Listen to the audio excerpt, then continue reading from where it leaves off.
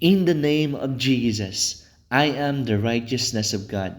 Therefore, I am entitled to covenant kindness and covenant favor.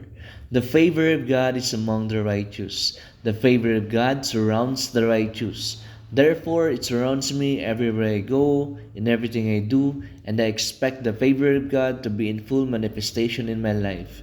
Never again will I be without the favor of God. It rests richly upon me.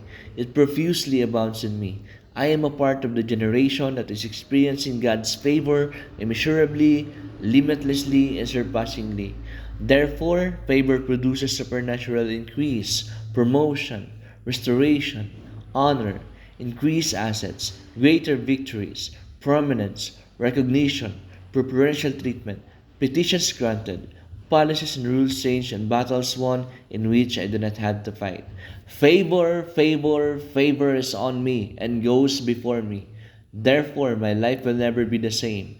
This is the year of God's favor in my life. That is the favor of God. In Jesus' name, Amen.